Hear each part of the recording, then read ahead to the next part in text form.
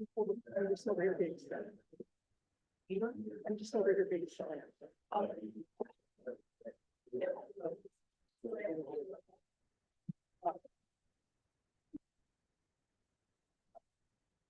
Furthering your education is a life-changing investment. They have commercials on the YouTube net for us. We play our own commercials. They-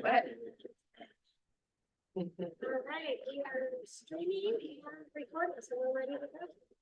Well, great. Good evening, everyone.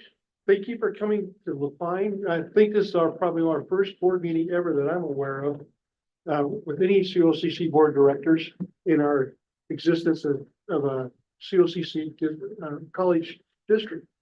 And also the furthest we've ever had a meeting in our district, so south. So welcome. We have a busy person around here. Oh, we need to find out, is this the superintendent or is this the janitor? Introduce yourself, please. Okay. Okay, I thought you were the superintendent. Sorry about that. Unfortunately, the principal couldn't make it today, so, The principal? yeah. Okay. So you're gonna play like those right? Well, thank you very much for taking care of our IT challenges. So I'd like to start off with their native lands acknowledgement. The purpose is to acknowledge someone is to say, I see you, you are significant. The purpose of a land acknowledgement is to recognize and pay respect to the original inhabitants of a specific region.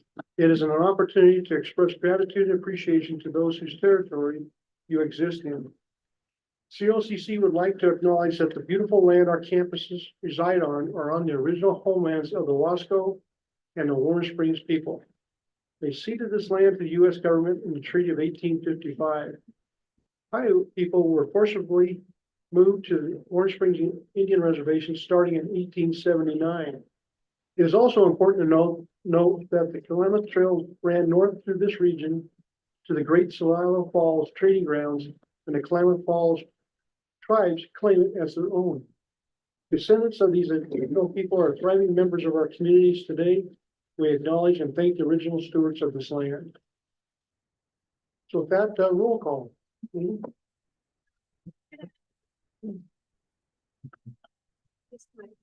We're gonna ask presenters to use the mic this evening. Closer. This is gonna come from me. This was the size of this room. It's gonna be a lot easier for our folks on Zoom in particular to hear. So it looks like we're good. All right, Joe Krunowitz, Here. Laura Costick. Here. Alan Upker. Scott Poole. Here. Aaron Mertz. Here. Jill Ford. Here. Aaron Morgan. Here. Lauren Chesley. Here.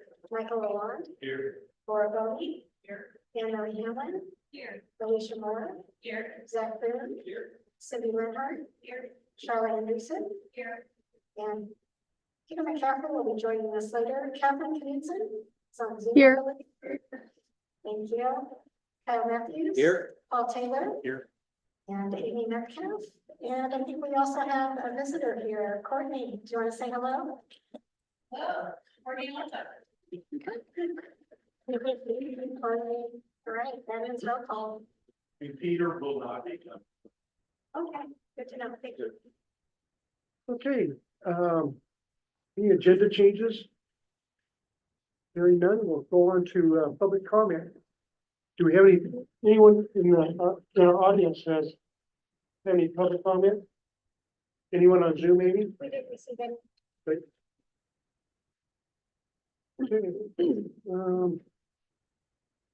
Consent agenda and regular meeting minutes of June 12th, 2024. Move approval of consent agenda as Second. submitted. Second. Motion made and second. Everyone in favor, please say aye. Aye. Any opposed? Okay. Okay, now we're on to the chair and vice chair elections. So, we do have, do this every year. So nothing that has to be a rotation, but it's just a matter of who's prepared, who's ready. And like to entertain, nomination for chair. You want us to use the mic, like pass it around? I can't. Yeah, okay. You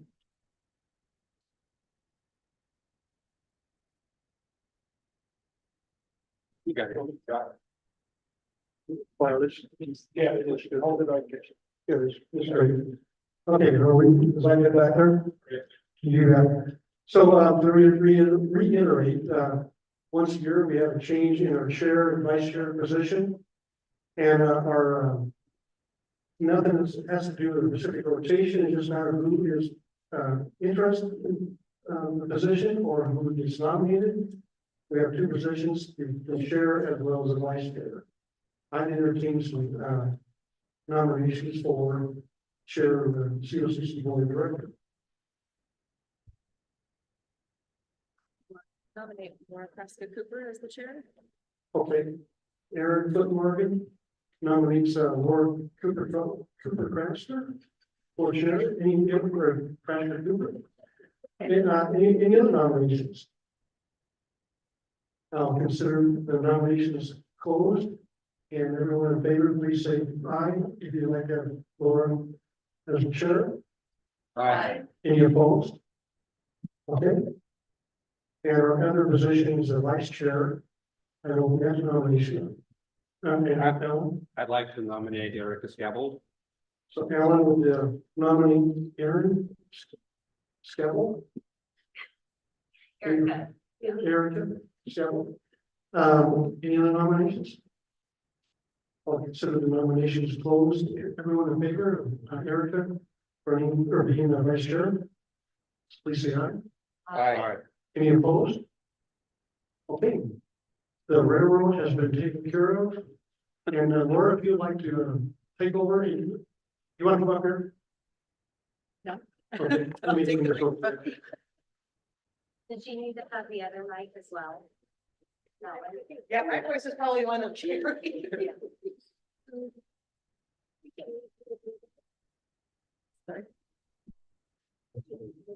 Okay, I believe that brings us to informational items.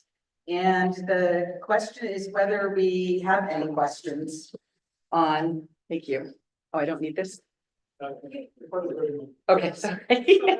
Do we have any questions for Michael on the monthly budget status?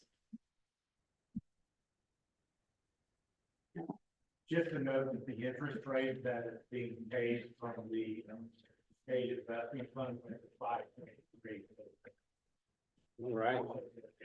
Big money. Thank you, Michael. Okay, any questions for Laura Bomian, new hire report? Oh, Can I ask a question? go, Erica. Okay. Yeah, I can ask you later. That's always curious, right? For that amount of money.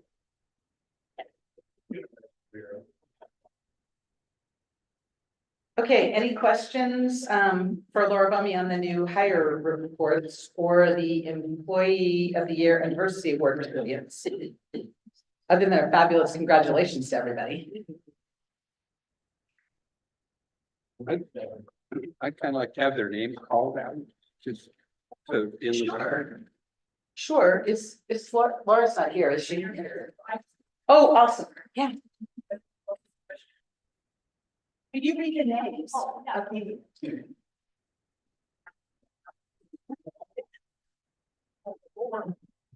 Everyone hear me okay? All right.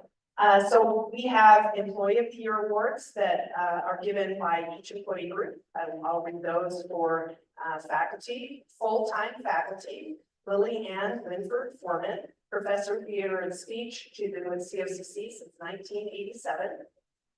Adjunct part-time faculty, and this individual, Gabriel Hall, adjunct instructor for anthropology and ethnic studies in the COCC since 2019. Our classified employee of the year, Sean Foxy, who's a campus custodian lead. He's been with COCC since 2017. Our administrator employee of the year, Josh Clausen. He's the director of campus services and has been with COCC since 2022. And then a confidential employee of the year, Krista Leaders. Academic Affairs Office Coordinator, works with Anne Marie. She's been with CFCC since 2017. And then, it's not that kind of confidential. Right, okay, Brittany Nichols, she won the Diversity Award, for that, she's the Director of Foundation Programs, and Emily Moxley won for that, and she's the Head of Library Access Services. We're very fortunate to have all these excellent awards, and these are peer nominated, by the way, all the groups.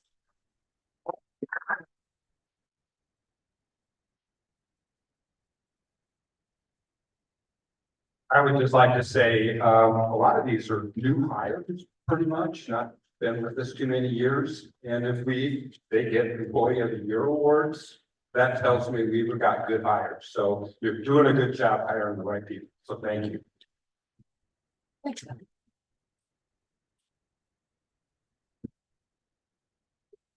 Okay, so now we come to strategic plan updates. I believe we have a presentation on this one. Yes.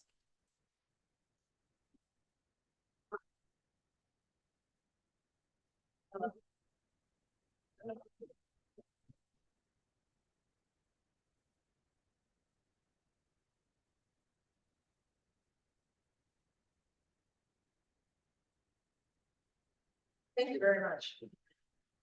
We're gonna do this a little bit different tonight. We're gonna do a kind of, we're in an auditorium, so there ought to be a cast to doing this, this presentation. And this is really our strategic plan update for year one. And it has some, important information in it that we'd like to share. You also have a very thorough document in your packets with action project updates and some other information. I am gonna, this is kind of a warning. This is a little bit lengthy, so if you want me to move faster or any of us to move faster, we can do that. And if you want to stop and ask questions, that's okay too, but just kind of letting you know in advance. This is our year-end review, and we'll go to the next slide. I'll remind you of the mission that you approved, I believe, last September. And the goals that you approved at the same time. And go ahead. Mission fulfillment. I want to remind you of the concept of mission fulfillment. Are we meeting our mission? This is actually something that accreditors and WCCU evaluate us on. And it really amounts to, are we making positive progress toward our goals? And if we're not, do we have a plan to get back on track? So next slide, please. One of the pieces of information that we've been waiting to share with you are what are our indicators to show whether or not we're meeting our goals. And our teams have been hard at work this year, working through the complexities of data collection, and you'll hear all about that. But in general, here's what we are seeking in the qualities of a good indicator. It aligns with national best practice. It allows for us to use comparator institutions. It allows for us to disaggregate data. It's actionable. You can actually collect it in a reasonable amount of time through a reasonable process. And a couple additional points that I want to note. We do our strategic plan and we progress through that in a very collaborative way, and lots of people are involved. And what that means is that there's always a learning curve for our teams. And sometimes there's just some common education in the team that needs to happen, or in the action project team that needs to happen.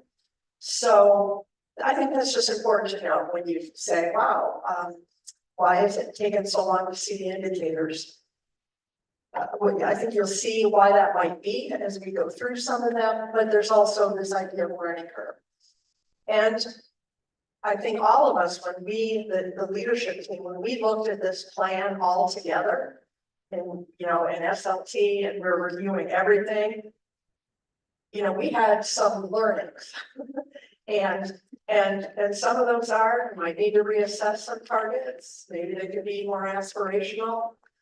We got a lot going on, maybe we're gonna have to, stage some of these projects a little bit more carefully.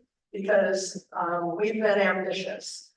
So we can talk more at the conclusion of the presentation if you'd like about learnings. But I think that's it for me, and I'm gonna give this to Alicia next. Oh, I didn't say one more thing. I can't get the microphone away from me.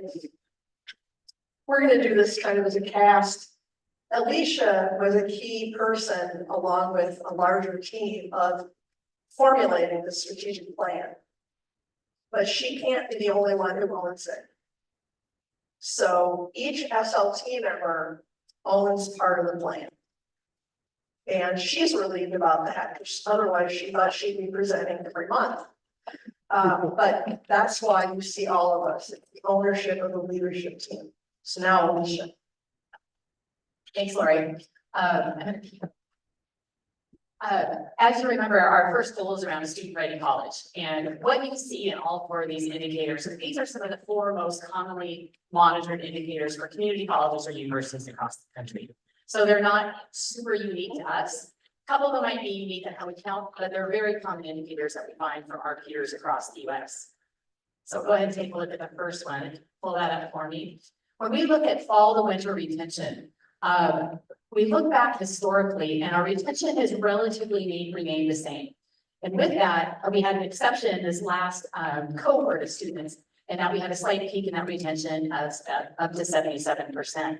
What I want to explain to you, the reason you see fall 2020, 2021, and 2022 is colleges and universities measure it by a fall term cohort of new students, and then who's there the following winter. It's really difficult to track new students who come in 4 different times a year and have that one point of measurement.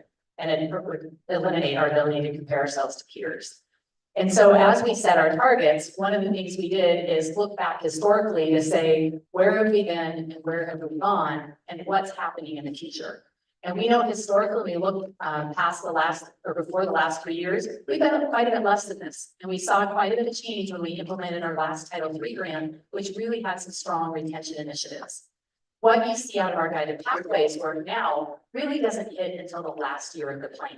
And so that's why you see that we recommend holding steady for the first 3 years of our strategic plan and a slight increase that last year, because that's when the initiatives are first starting to take hold. Both Anne-Marie and I have said, as we get to the next year beyond that, you'll likely see a bigger increase. And so some things to note about fall and winter retention. This is an interesting one in that we are able to pull from our Oregon Guided Pathways cohorts of Oregon community colleges, and the state identified Umpqua, Lane, and Lynn Benton community colleges are peer.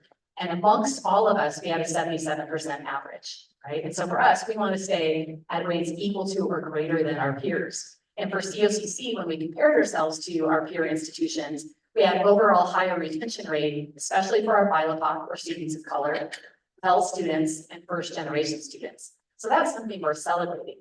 At the same time, when we looked at the students based on age, we have a slightly lower rate than our peers.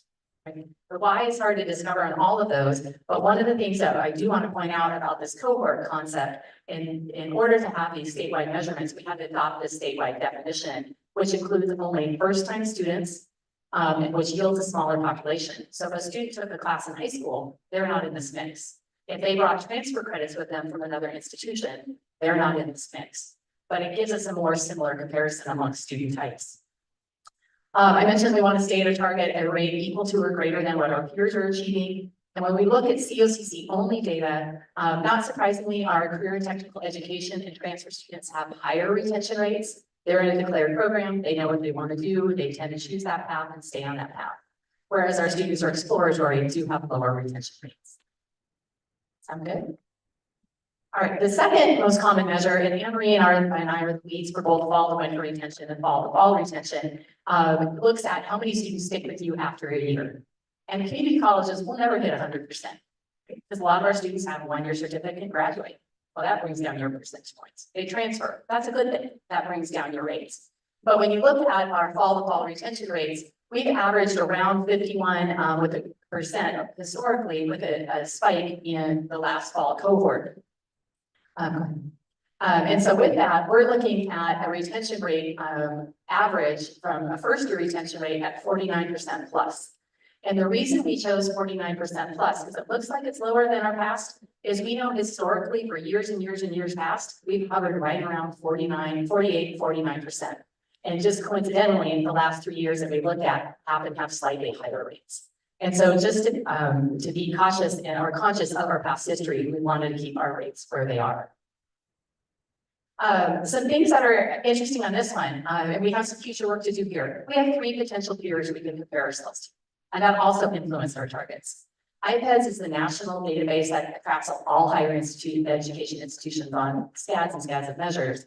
But we see that when we look at our peer institutions that IPEDS have identified for us, they're slightly higher than us. But that does include all technical colleges who have solely technical programs who tend to be cohort-based, tend to finish at a higher rate. So not surprising there.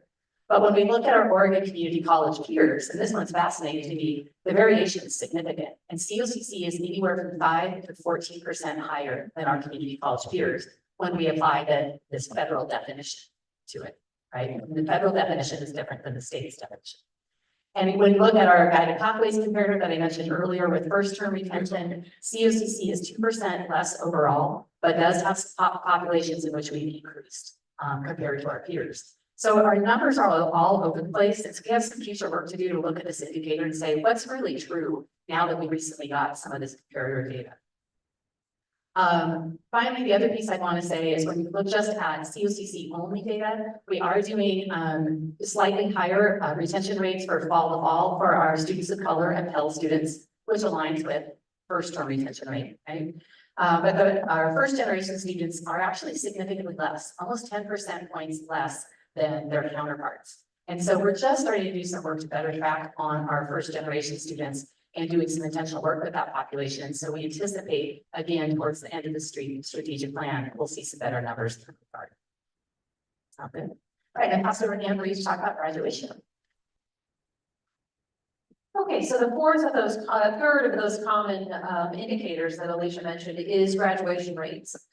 And in this measurement, we're looking at fall start, first time, full-time certificate or degree seeking students. So we've got to narrow this down to a measurable group. And those are ones who earn a completion within 3 years. All right, so this is one of those lagging indicators. We won't always have data right away for those. So we've set our target at 23% for having met. We did that by looking at a number of things. So nationally, the 3-year graduation rate is actually 34%. However, that number is partly populated by technical schools, and they typically have a much higher graduation rate than community colleges. So our in-state comparator colleges are interesting. Our out-of-state comparator colleges had a slightly higher graduation rate than COCC in 2019, but our in-state comparator LBCC had the same rate as COCC at 22%, which you saw in the last slide. Emery, Yes. how was LBCC determined to be our comparator institution? That was part of the work that we did, was it last year? When we had IE develop a lot of data, having the iPad system, we looked at. Anne Marie, I think you have to repeat the question so that people hear it, right? Because like I do, yes. Yes. So Laura asked how we determine our comparator colleges. So we did that from our institutional effectiveness office, looking through iPad's data, helping us identify similar institutions. Okay, so as I mentioned, this is a lagging indicator, so we won't have publicly available data for a little bit of time here. And I provided some observations on the demographic breakouts that I was observing in some 2019 data. And I will say, I'm just going to let you sort of look at those to move along in our presentation here. But we wanted to let you know that there are a number of projects that we have going as part of the strategic plan that will help us meet or exceed this goal. And those include our strategic scheduling project, our guided pathways, our online programs and our Madras campus expansion, we expect will all help us with those, meeting that goal. Okay. The fourth of those indicators is the transfer rate. And again, for transfer rates, we're looking at all first-time, full-time certificate or degree-seeking students who transfer before earning a completion within 3 years. Again, we've set this target at 23 for having met. And for this, we were looking at historical norms. You can see some of our information here, the 24, the 21, and the 23% for 2019 through, right? This again is going to be fueled by certain projects, the ones that I just mentioned, for example, guided pathways, strategic scheduling, etc. Interestingly, in 2019, we exceeded the transfer rates of our comparator colleges, in-state and out-of-state, by as much as 14%.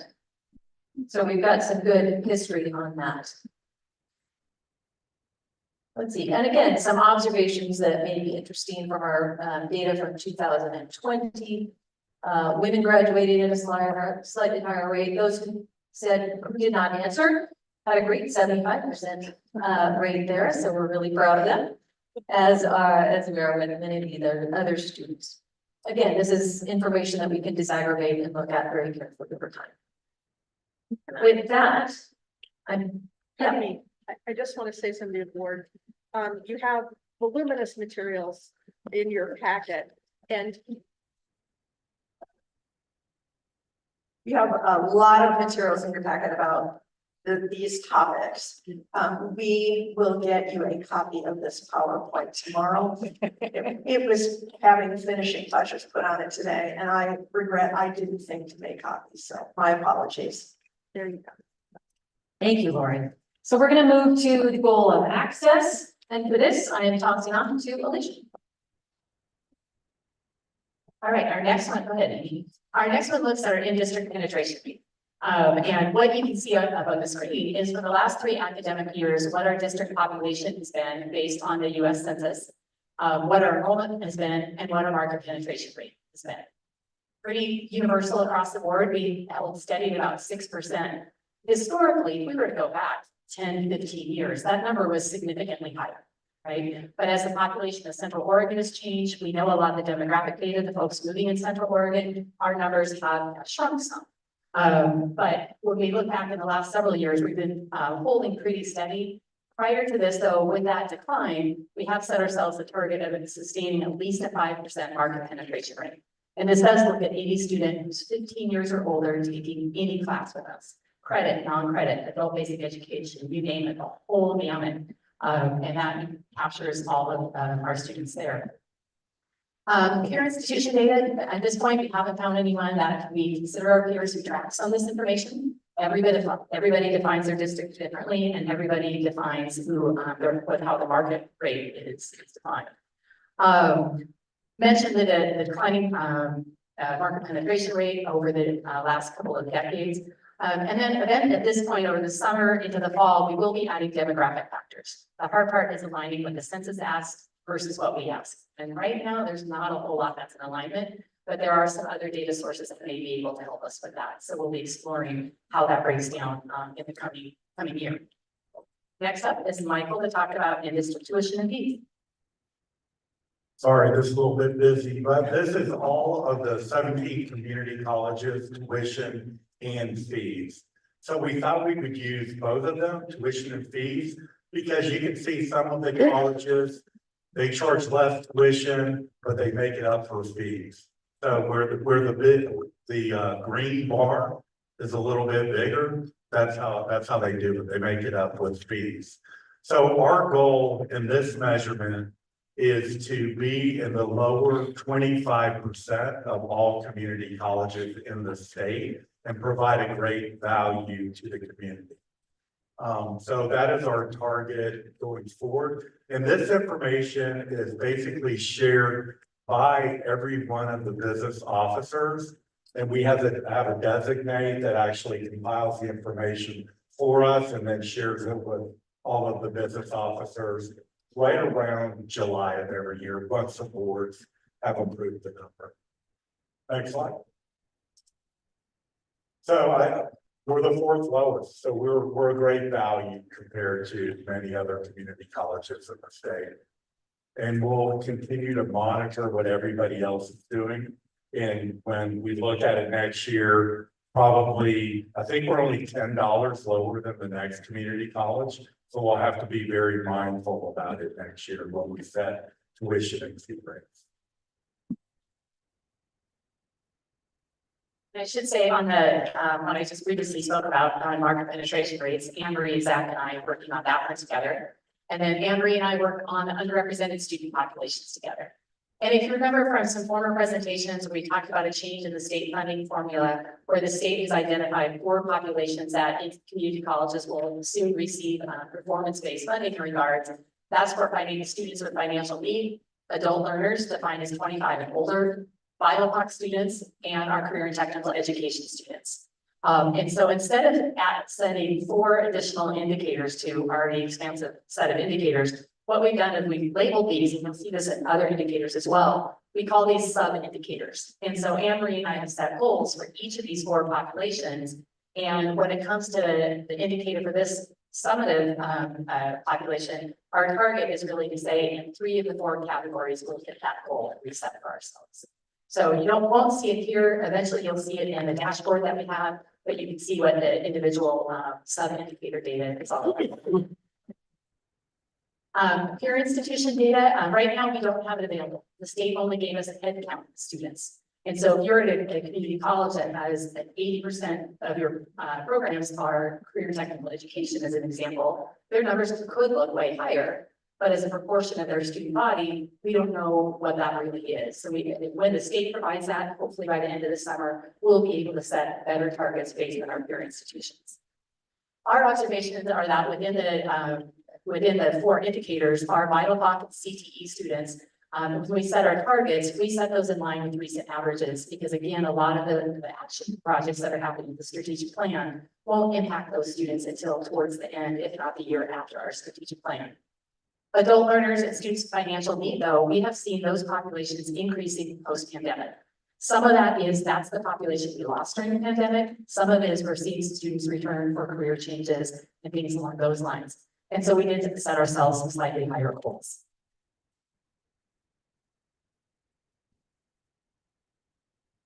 Online courses and programs are a really important aspect of access for us. And with this indicator, we're doing a similar thing to what Alicia described. We have some sub-indicators that will roll up into the primary indicator. And those 4 sub-indicators are headcount and FTE for go to my notes, student headcount and student FTE for all courses that we're offering. And then the number of courses offered and the number of sections offered. So we might, for example, have multiple sections of any particular course that's online. Our designated target is if we meet or exceed 3 or more of these sub-indicators, we will have met the target. We've set those targets with numbers that we didn't provide on this slide because they're pretty detailed, but I'm happy to chat with anyone about those. But interestingly, next slide. One of the things that we had to do in setting this target was look at the trajectory over time, and we dropped out the pandemic year because everything was online during that year. So our work group that was managing this data was looking at what are the actual trends, where could we most likely be if we had continued on the pre-pandemic trajectory. So we're slightly above benchmark, and we're looking for a continued rise in our online offerings based on pre-pandemic numbers. Jim? Yeah, you talked about the FTE count from the prior slide. Yeah. Is that direct instructional FTE staff, or is it overall staff, like the support staff? Thank you for asking. It's instructional. Okay. Yes. Repeat the question. Oh, well, that's actually student FTE though, now that I'm thinking about that. We're not looking at teachers, but we're looking at credit courses only. Thank you. I didn't need to repeat that question tonight. You were asking if FTE was for instructional staff. Yes. No, it is for students. Student FTE. For reminding me that I have to do that. Okay, now, we actually do, back maybe one slide. Okay, we actually do have 3 programs that have all of their classes online. All right, this is important to note. We have yet to advertise or market those as online programs because not all of the support classes or related instruction classes are consistently and reliably online in a schedule that works with those programs. However, our strategic scheduling project is really key in helping us achieve that goal. So I anticipate forward motion in that as we move forward with the strategic scheduling project. We're going to transition now to community engagement. We have 2 indicators there, and Zach Moon is going to take over. Okay, let's start with college sponsored events. Thank you, Amy, for driving this wonderful job. Next slide, please. College sponsored events, obviously the COVID year of 2021, there were only 20. We talk about college sponsored events where we are the sponsor of the events, not where we're the beneficiary or where the groups come to us. Balloons Over Ben is a great event that we now do. We'd love to have 2,000 people on the campus. That's not a college sponsored event. That's laid out events for just the host. So just be mindful of that. 21, 22, this is now we have a kind of back to normal. We're talking about Chandler Lecture Series, Season on Violence. Those sorts of events really drive that. Looking at the targets, again, we rebounded nicely, 73 and 71 respectively. So we're looking at a goal of 75 plus. We want to be a little ambitious here and do more as met. And then those change over time. Not all indicators do this. So those go up over time. And then not met would be sinking below what's really 80% of those thresholds. Thank you. We don't have a lot of data as this is an indicator that's unique to us. People are looking at us for it. Actually, OSU Cascades is interested in how we do this. Formal adaptation of the advancement model and our desire to capture all the events of the college allow us to truly measure its impact across the region in this unique way. It's all 4 campuses also that are sponsoring events. We're sponsoring a Wizard of Oz production at our Madras campus this summer. That will then be collected next year. That has huge impact. So really fun stuff. There's the stakeholder groups for community engagement. This is our next measurement. This is engagement, meaningful engagement with key stakeholder groups. These are the stakeholder groups.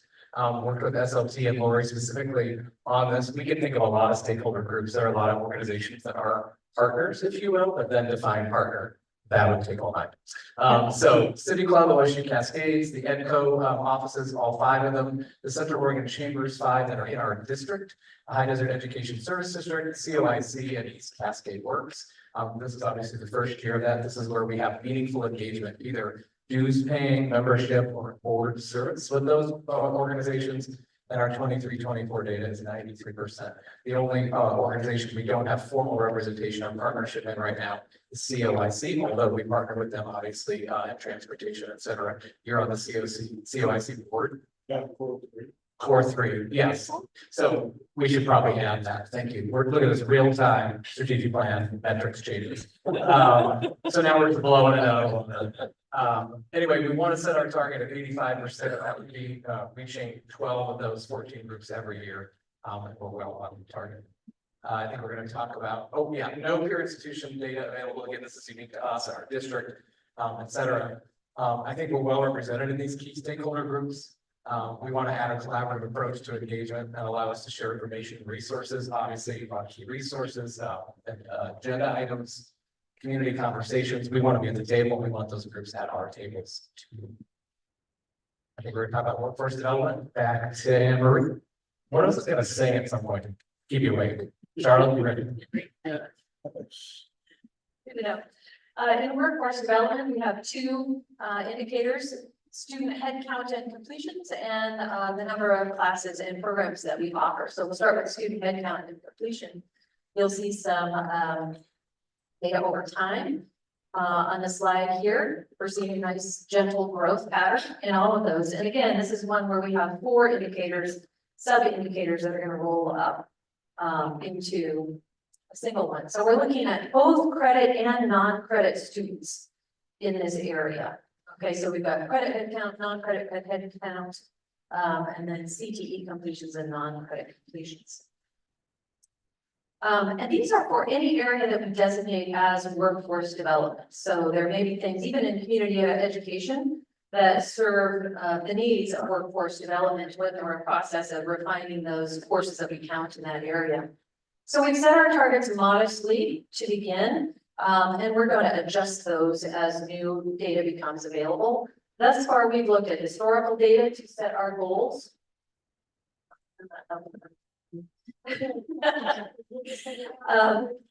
Thank you. And we've done a lot of work with our advisory boards to understand the needs in the region, and our partners in the region help us with that as well.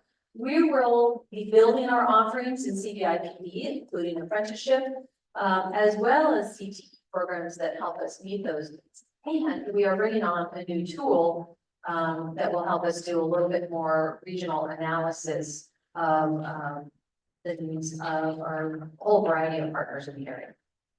Okay, so if we meet 3 of those, we will have met our target, and we are able to collect demographic data only for accredited programs. By the way, so when you look at the dashboards for those at a later date, you'll notice you can find demographic data there. Okay, on to our next slide about programs and classes. Okay, so in this area, we are looking at new certificates, programs, etc. Every year we set our benchmark back at 0. So we'll be counting anything that we add that is new in this area. It's both new courses and it's courses offered for the first time at a new location. So that would include things like nursing, nursing assistant, medical assistant, on-demand students. We've set our targets based on historical data. Oh, sorry, I'm reading the wrong line, sorry. Okay, so preliminarily, we've set our goals at somewhere between 3 to 5 new programs per year. You'll see in the target area at the bottom of this screen. Again, we've used advisory boards and local partners to help us set our direction thus far. We'll use the additional data analysis tool that we're bringing on, and we fully anticipate adjusting these targets as we understand better the regional workforce needs. We are moving on to college. Oh, there was a question. I just had a quick question. You can repeat it. Okay. A normal class, I understand, if you want to start a program, you're talking about $500,000 to start a program. Do the workforce offerings, what range of investment do we need to start those programs? That is an excellent question that I You don't get think back to me next meeting. I think I might need to do that, yeah. Okay. I think it's gonna vary widely, your estimate of $500,000 would It's just differ stuff I hear and I just repeat. according to program. Lori has to put on that. I think it's gonna be a wide range, and we can estimate that range, but some new program might be just kind of an offshoot of something we already have, so we have the equipment, you know. Some new program might be totally new equipment. I've mentioned to you in my updates that, you know, we've had a strong interest in from our local dentists in creating a dental hygiene program. With that program, we've already got a bunch of dental chairs and some equipment, right? So it just really varies widely. Great. Thank you. And we're moving on to college sustainability, our 5th goal at this point, and I'm going to hand this over to Laura. Our first area that we'll talk about here is employee awards, recognitions, celebrations, and professional development. And this information here is, we have this group that has looked at a variety of things that we do for our awards of recognition. We have a great colleges to work for survey that we've done. That's what is represented here in the years. If you look at the chart, 2021, this we did the last survey, and then we recently did one in 2024, just received the earliest data back from that. And the question, it's in your packet, but the question is essentially asking our employees if our current rewards and recognition systems are meaningful to them. So we strongly agree, sometimes agree, and disagree areas are related to that specific question. And so with that, the good news, if you could, to some extent, is that we went up significantly in the agree areas, right? And then we went down in the sometimes agree, sometimes disagree area, which is actually more of a positive, right? So while it went down, that is a positive. We're looking at people saying that they're less disagreeable, I guess is the way I might want to say it. And then the disagree strongly item also went down. So with that, Our target areas for the future are that, we would like to see in these agreeable ratings, a 12% increase for meeting this goal, and then 9% increase in strongly agree or agree ratings, would be an almost met, and then not meeting it would be 5% or lower. Thank you. And then, we don't really have peer institution data at this point. The study we did, or survey we did a number of years ago, did not have that. We just received the data, so we haven't had time to look at peer institutions, but we should have some of that. It wouldn't be other community colleges in Oregon, it's like Carnegie institutions, so we would be able to share that in the future. And then, overall, we're improving our ratings, in terms of helping employees hopefully see some value in our recognition and award systems. And then I'll pass this over to Michael for the next item. Hi, this information is our 22 and 23 emissions inventory. So what we did is we converted all the types of emissions to a metric ton of CO2 equivalent. And listed on here is where all the different emissions come from.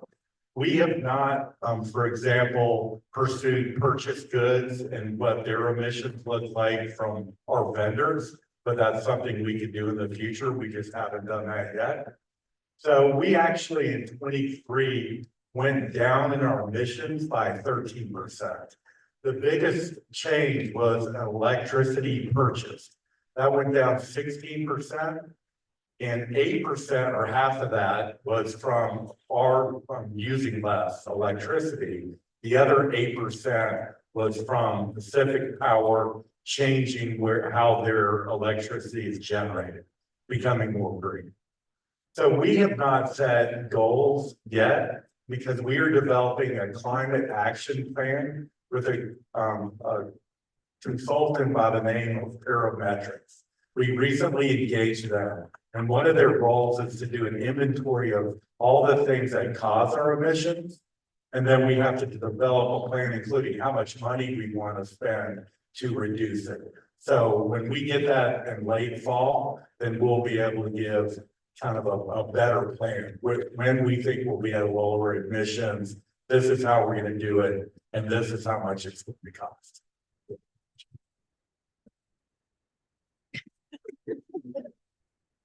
Is there any 8% drop on our side? If we do an LED light swap out or anything like that? We did stuff like that, yes. Still did. Well, we did some of that. Some of it is awareness, for people to turn off their lights and automatic turn off when somebody leaves the room, all that kind of thing. But we're going to dig deeper into all these numbers so we know exactly what kind of things we did to make a change. So education and engineering changes brought about college. Good job. Thanks. Thank you. Josh and no one else. It's a great job. So Michael, as we're thinking about this going forward, are you kind of keeping track of what we're saving in costs as we use less? I'm just thinking that might be a good idea because that might be something we want to sort of factor in when we think about how much we're going to spend to try to do further improvements.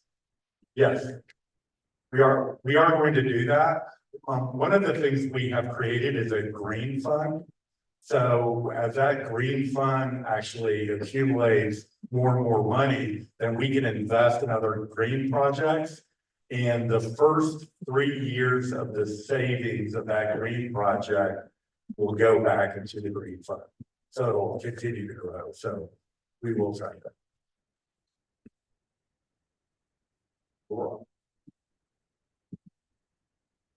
All right, we're getting to the end.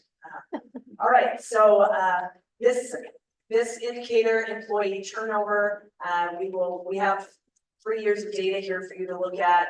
And this, you can see it has been steadily declining. The year 21-22, as Anne-Marie mentioned, some of their data was extreme anomaly due to, that was the Great Resignation period for those who desire to look back on that. But since that time, we have had less turnover, meaning more retention of employees.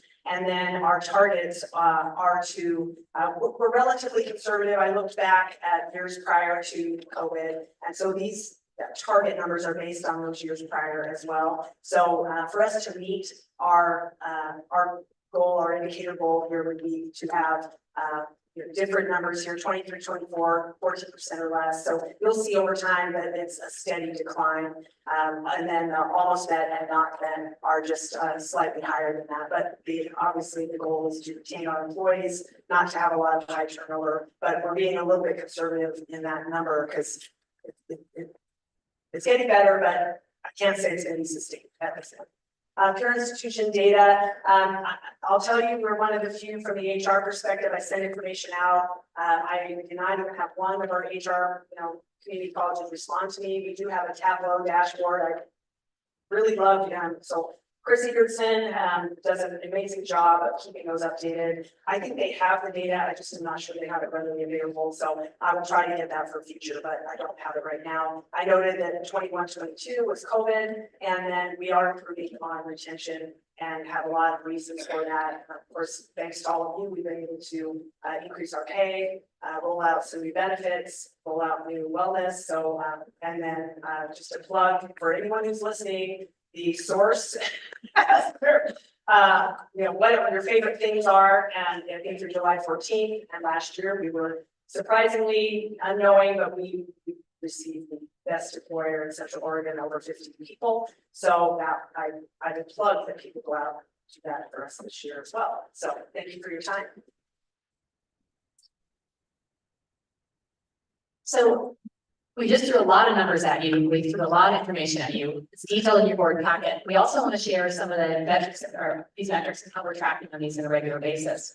And so you can see this now. It's publicly available as the last couple of days by following this path on our website. Simply go to About, COCC, Strategic Planning and Assessment, Strategic Planning, and click on the dashboard link. And hopefully, fingers crossed. Oh, sorry, I'm going to log in. It was. Yesterday. Nobody look.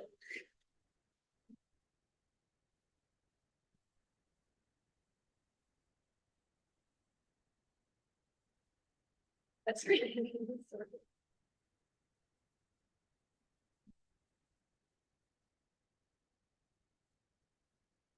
Should not have to do this when we send you the link, but. Make sure you're in the right spot when you type your password. There you go. Yeah, Could be bad. you can change it. Duo. I thought there would be a singing portion. No, just- Lori, you're doing her best to throw out the employee retention data for next year. Thanks so much. And information IT, security people.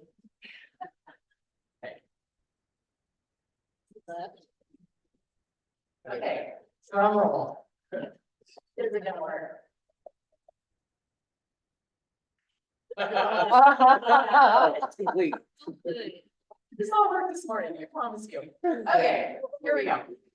So what you have on your strategic plan dashboard is at the top, you get a quick glance of each of our goals and how we're meeting the metrics within each of those areas. And then if you scroll down for me, maybe, you can see in, for the 23-24 year, we have 3 different status indicators. Met is dark blue, almost met is light blue, orange is not yet met, right? And then, go ahead and scroll, go ahead.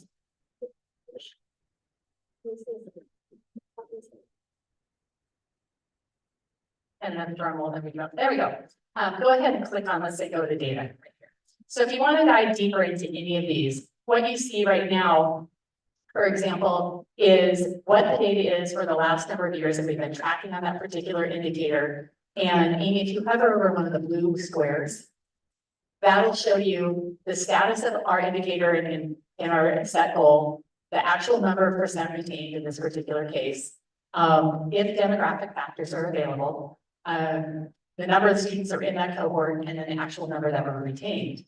And then the dotted line that's right below the blue line shows you what our goal is. And you'll see that in different indicators where our goal is versus where we met it for that particular measurement point in time.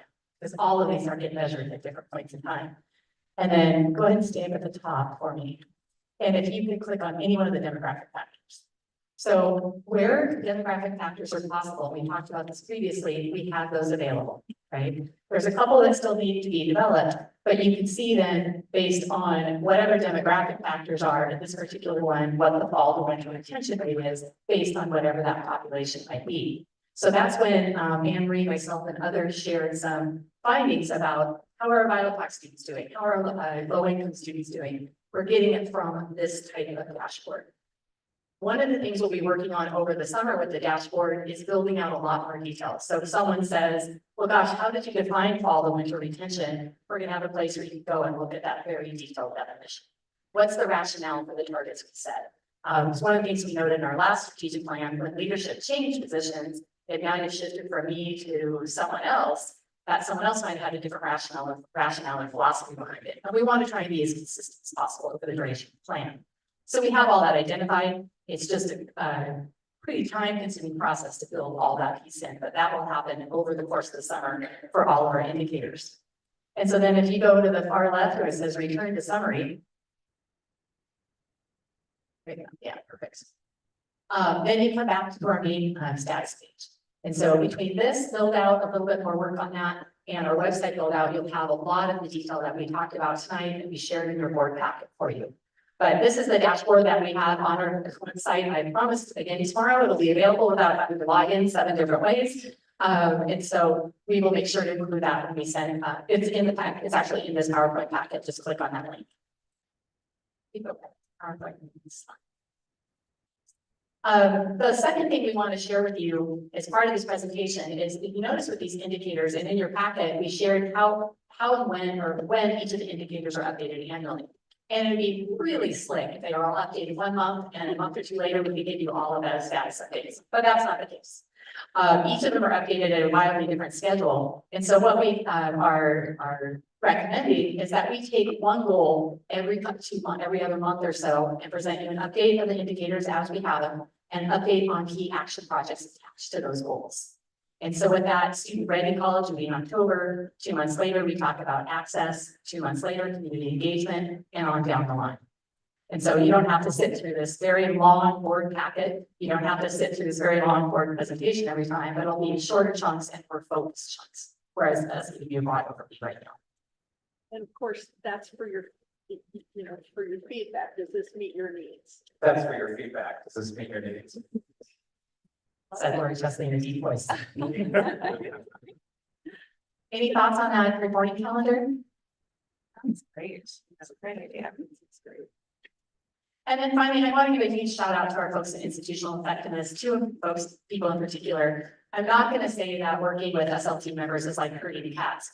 But it might have been a little bit on occasion this last month or two. But Bryn is our key cat herder, is the director of that area, and really helped people understand the importance of knowing your data, why we did what we did, how it's going to be delivered. And then Chris is just the brains behind that dashboard, and it's deeply complex work. He's pulling from, as you've heard in other presentations, 6, 7, or 8 different systems and bringing together in one place in a way that's very visually appealing to user friendly. So huge shout out to Bryn and Chris for all of their great work.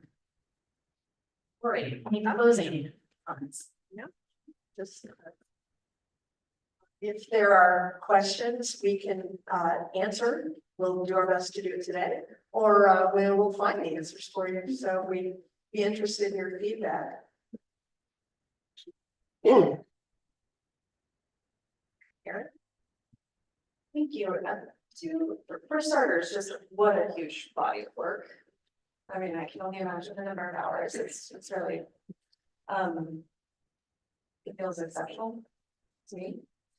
I have 2 questions about just mostly the stuff kind of towards the front of the presentation around student ready college and access, and they're kind of under 2 big buckets. One is sub-indicators, and just which of the roles around demographics and sub-indicators, and thinking a little bit too about community engagement and sub-indicators for being in different parts of the district. And then the second one is just on some of the numbers, just philosophically, do we want to choose numbers at the high end that we were pretty confident we would achieve? Or were we trying to stretch for those higher numbers. Like for instance, this year, we met all of our goals.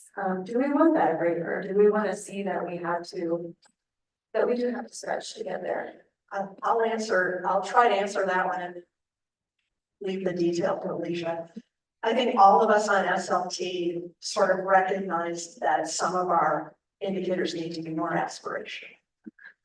I think we're trying really hard to make, maybe so hard to make reasonable targets that we should have been a bit more aspirational.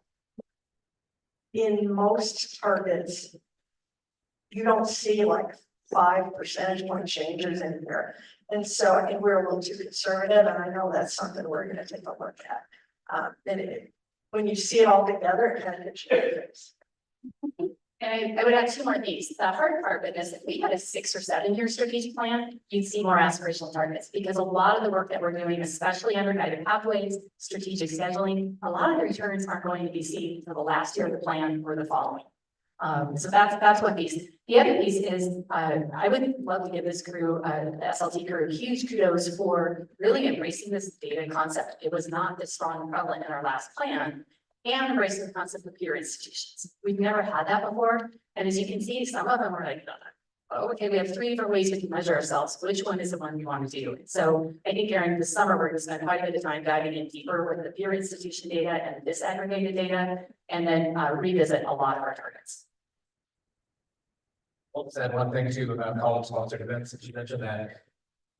Unless staffing levels go up, it's really hard to grow exponentially. So we're crushing it in some ways, and I have to think about if we had more staff, if we had more time, we could do that. So some of this also doesn't place quite the same burden on our staff. We look at this and say, we did 82 events last year. You want to do 10 more?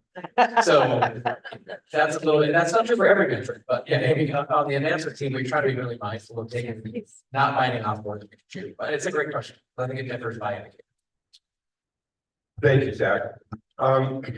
Isn't there a challenge with accreditation? It seems to me like I've heard say, when we do this stuff, then we have to own it through accreditation, and it's a sort of a challenge at that end. Absolutely, we have to own this through our accreditation processes.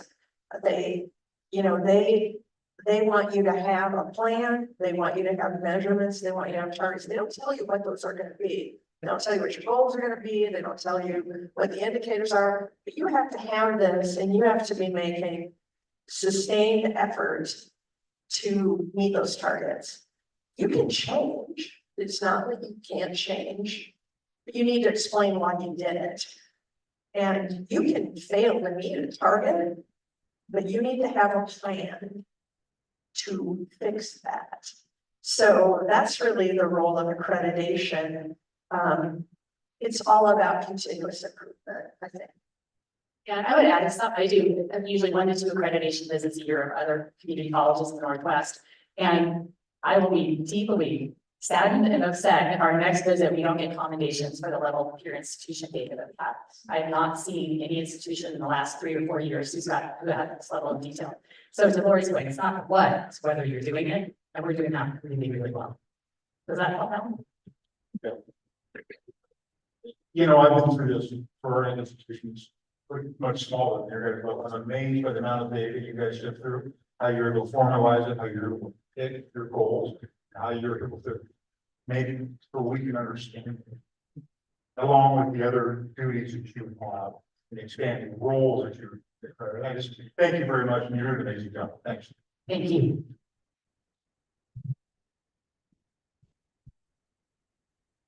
You had a great presentation, a lot of good information.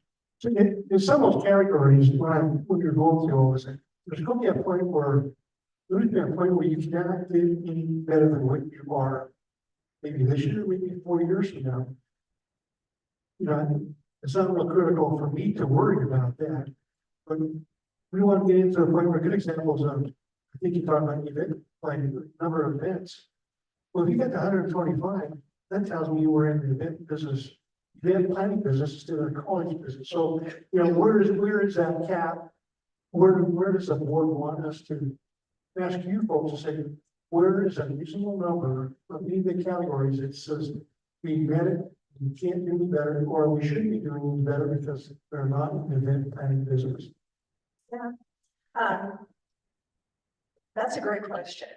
I think one of the things we're going to look forward to as we do more strategic planning reporting than we've done before is for you to give us feedback on some of these things. I'm a little concerned about how much you're doing this. I'm a little concerned by this number going down. And help us make decisions about things like, well, if we want to do 10 more events, we need another position, or we need more campus services folks, or, you know, whatever that is. So part of that high level analysis and strategic analysis about resource allocation will come through this. And, you know, I guess I'd also just add that the college sponsored events, that really is not so much about putting on events, but putting on things that meet our role as a robust partner in the community, sharing expertise, contributing to discussion. So it's part of the kind of cultural, intellectual life of the community. So I just want to say that it's not really about the event per se, it's about what that event is.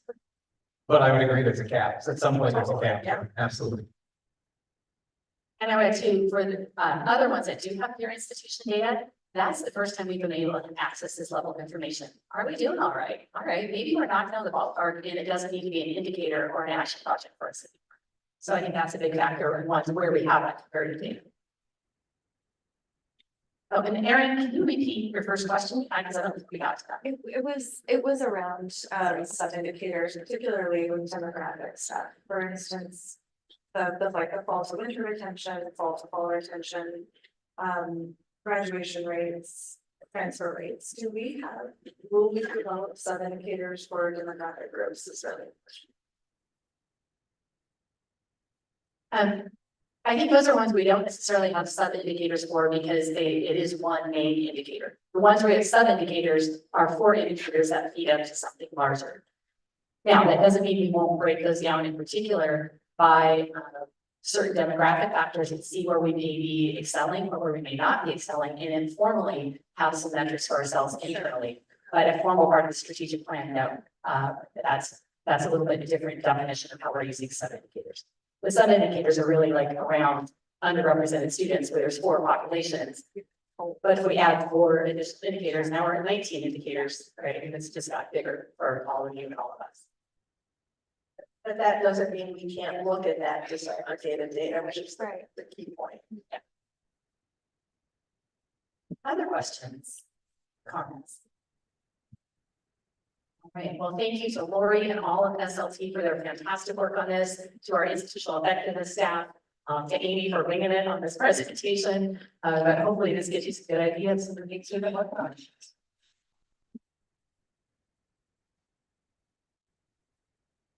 Thank you very much. I'm gonna correct you. Thanks to the SLT members, because I sort of watched this happen. And it's just been amazing to watch. So thanks to SLT.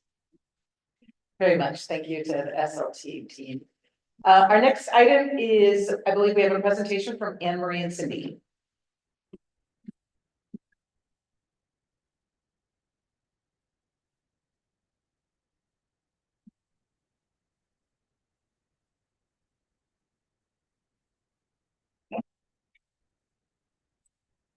Welcome again. I'm Anne Marie Nolan, Vice President of Academic Affairs.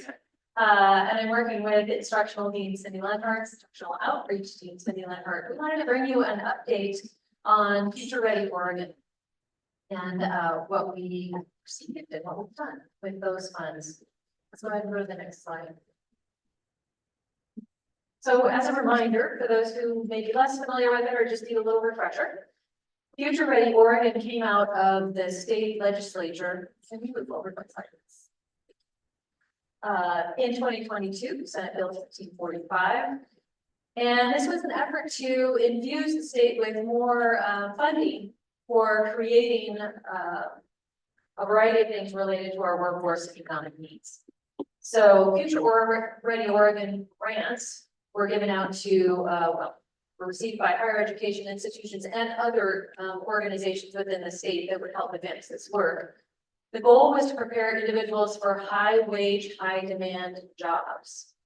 And so our focus, like those many other recipients were there. And our goal also is to advance a more equitable workforce system, increasing opportunities for a more diverse workplace. In total, $200 million was distributed across Oregon. And all of this was designed for particular target populations. So those include historically underserved and underrepresented priority populations, which are defined as communities of color, women, low-income communities, rural and frontier communities, veterans, incarcerated and formerly incarcerated individuals, and persons with disabilities. COCC applied for and received 3 Future Ready Oregon grants. You can see them listed here with the amount of funding that came with each: career pathways, credit for prior learning, and workforce ready capacity building. We're going to spend just a couple of slides telling you about each one of those grants and what we did. So I'll talk a little bit about the Career Pathways Grant. It's important to know that this particular Future Ready Oregon grant of $765,000 was a one-time funding source, so it was a one-time amount. And it was really designed to develop supports and resources that provided access and improved success in degree and certificate programs. So focused on those CTE programs that lead to high wage, high demand jobs. So it's more than just, Career Pathways is more than just credit classes in degrees. It's about the wraparound supports that we put with those to make sure that students are successful. Things like financial resources, basic skills development, coaching, career exploration, those kinds of things. So there were really 4 areas that we used to support this. These numbers do not add up to 765,000, just so you know, you're not putting that in your head. These are the big chunks, the big areas that we're really focused on. So one of them was, of course, student supports. We really looked at our CTE programs and were able to support tuition and fees. We did some emergency funding. So we spent out of this grant money about $150,000 on students, which was very exciting. We also looked at things like equipment and other technology upgrades, because CTE programs, we want to be at least on the cutting edge, if not the front edge of what we're doing in those areas. And so things like technology upgrades in digital arts or dental scanners or the mill and augmented welders for MATC, radiology equipment for vet tech, things like that. We've spent about $315,000 on that. We also expanded career pathways into our dual credit and our high school program. So we did a lot of sponsored dual credit to try to bring more CTE and other kinds of programs down into those high schools to support what's already happening there. We developed more integrated education and training programs. That's the career pathway expansion piece at $128,000, really to support CTE programs, careers, manufacturing, wraparound student sports. And then we also infused some things into some marketing strategies, things like working with our community partners, EC Works, to help us identify those high demand, high wage jobs. We did some photography, video, all kinds of things to help us with our marketing on that. So there were several areas. The second area that I want to talk about is credit for prior learning. And really the purpose in credit for prior learning is to really expand opportunities to receive academic credit for knowledge and skills gained through work, life, military, other experiences, right? Really important strategy, particularly for adult learners. This really targets those adult learners. There are a number of ways in which folks can receive CPL. So the obvious one in the high schools is advanced placement. We award a lot of credits. I'll show you some numbers here in a minute for that. But we also award CPL for military credits, probably our largest numbers of credits that are awarded have to do with that.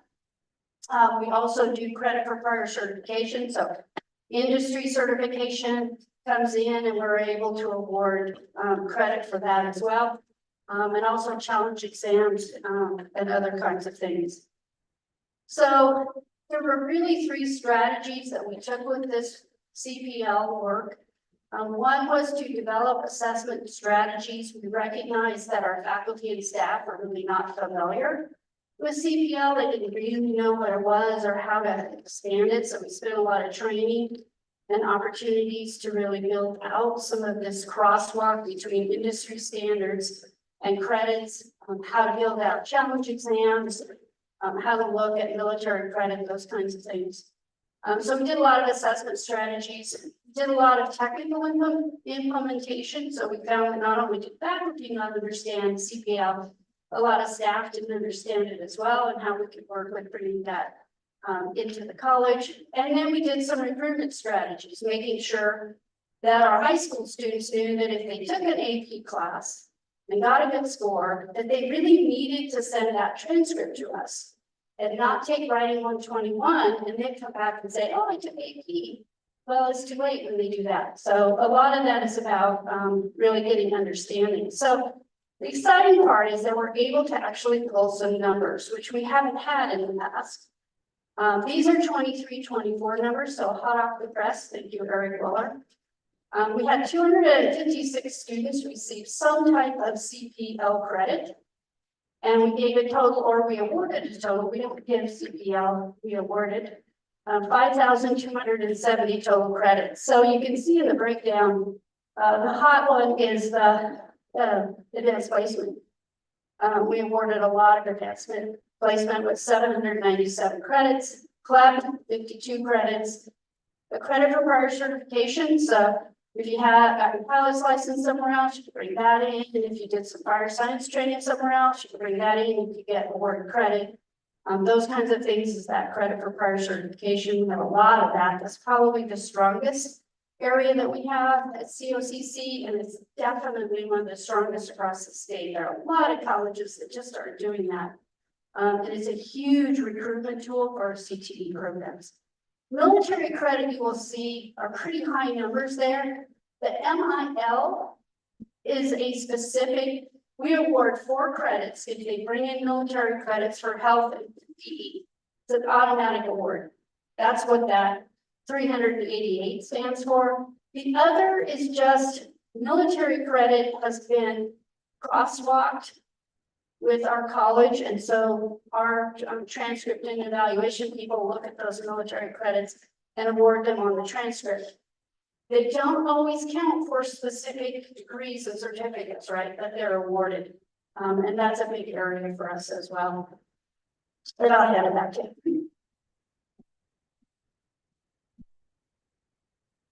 Thank you. The third one that we received was the Workforce Ready Capacity Building Grant.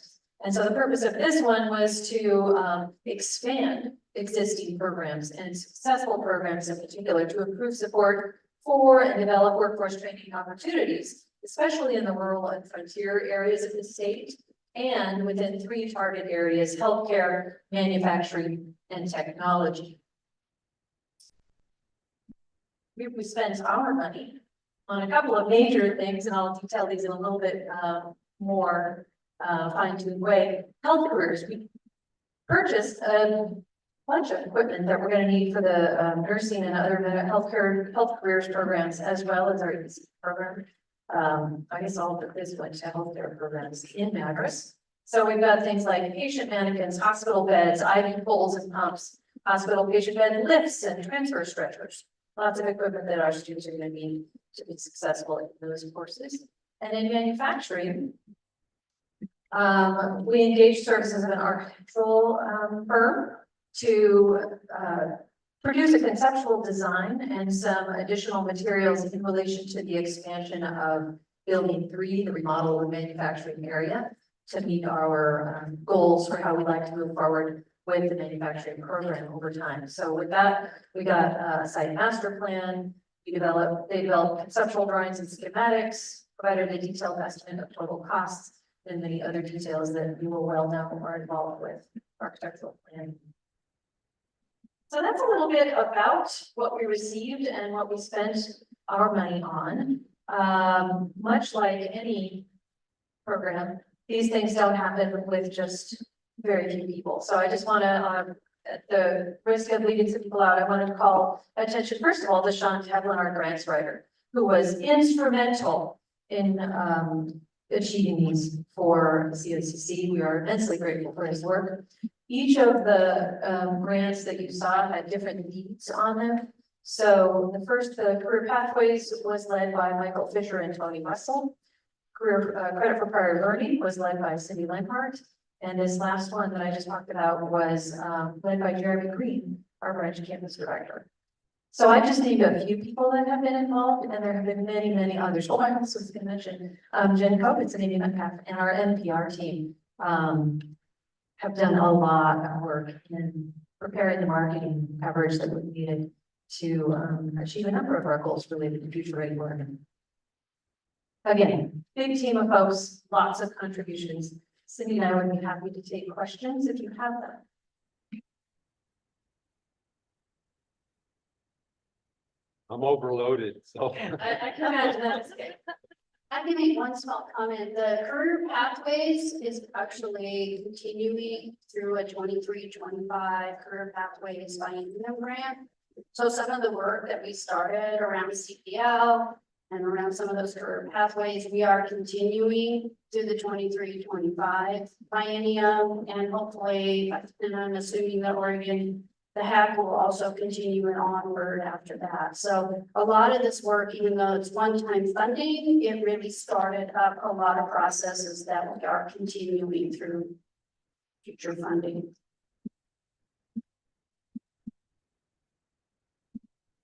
Thank you very much.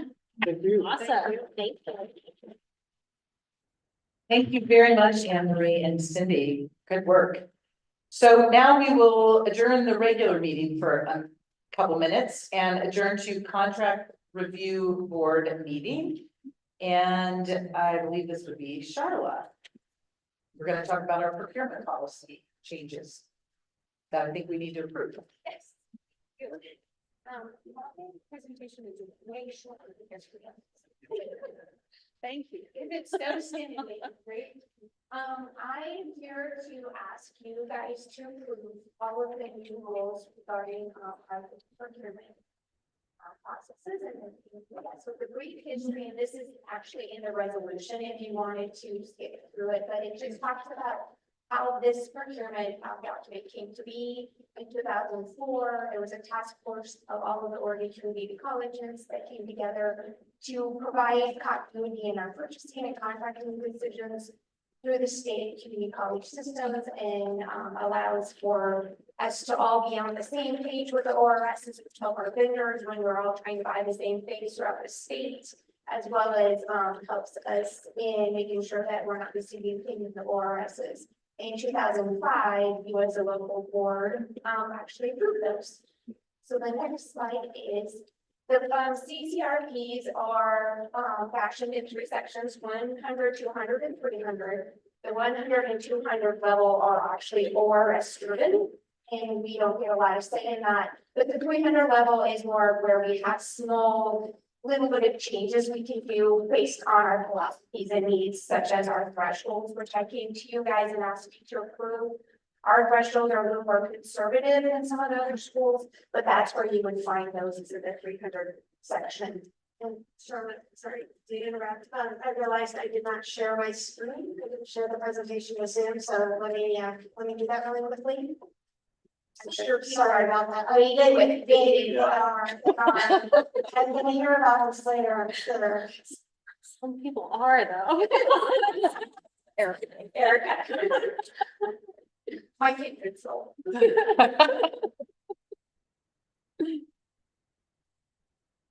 How's the weather? All right, there we go. We're set.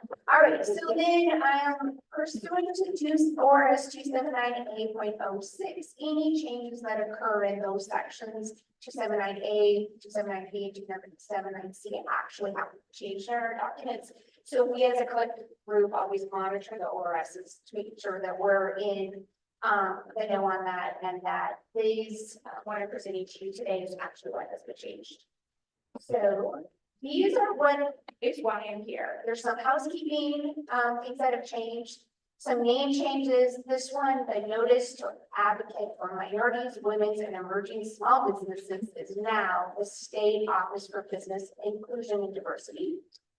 The next one I'm very happy with because this has had to be the longest name ever. The methods of source selection, feasibility, determination, cost analysis is now just source selection. And I'm very excited about that one. Yes. I know. The Oregon Procurement Information Network, where we do a lot of our union, our cooperative pool bids for equipment or for anything else. Orbid is now called Oregon Bodies. There's also been the removal of some confusing language, which was covered throughout the whole thing. And we just made sure that it was all consistent, or if there was a lot of repetitiveness that we just defined, just come out. We updated any ORS numbers and definitions that were changed and any changes in statutes. Some of the things that were added is that the publication of notice, which is on page 14 if you're so involved. This allows for us to actually electronically advertise our solicitations on our website or another procurement's electronic website, in addition to our local paper if we would like, if it's under $125,000. This is actually very cost effective. It's much easier. A lot more people will get to see it. I don't have to send it out to everybody and their brother. And this also allows for more exposure as well as competition. Anything over 125,000 still needs to be put in a trade paper. We always do the bulletin, but just so you know, I also always do the Daily Journal of Commerce because the bulletin doesn't get a lot of exposure. We get more hits from the Daily Journal of Commerce. So then another thing that has been changed is the public improvement contracts exemptions and exceptions, which is our alternate contracting method. This is where we did the CMGC, where we came to you and we went through all of the processes of showing that we were trying to be fair and didn't diminish competitions. Well, they made it even harder. So again, they added more things that you have to do in order to prove that you are not trying to be favored. I think in the end, it's going to be better because then it'll really be hard for vendors to say that we were trying to go with the same vendor every time because it makes it really clear that we've done all of our due diligence. And then I think that's it. Yes. Yes. So does anybody have any questions? I went through it really quickly. I don't have a question, but I'm gonna refer to the internet now as the World Wide Web only. So could you go to that language they use? Oh, the World Wide Web. Yes, you can post it on the website. Yes. Do you update this annually or as needed? As needed. If Yeah, there's yeah. like a little housekeeping, Yeah. I'll come back to you guys and ask for us to just change that names. But if there is additions or some major changes, then yes, I do come to you. I think the last time I did this was right before COVID. So this will be the biggest one we've done since prior to that. Oh, wait, except for I did come and ask you to change our threshold. Dollar amounts. Yeah, because that was really important to us. All right, with that. Awesome. So do we have a motion to approve the procurement policy changes? Make a motion. Be it resolved that the Board of Directors do hereby approve the proposed changes to the community college rules of procurement. One second. Great, it's been moved and seconded. Is there any further discussion or questions? Seeing none, all those in favor, please indicate by saying aye. Any opposed, please indicate by saying no. Noting none, motion carries unanimously. Thank you very much, Charlotte. We appreciate you keeping us updated and current. Okay, so now we will adjourn the Administrative Contract Review Board meeting and we will go back to our regular board meeting. And that brings us to new business. And we have an action item, and Laura Bomi is back to talk to us about a recommendation for emeritus status.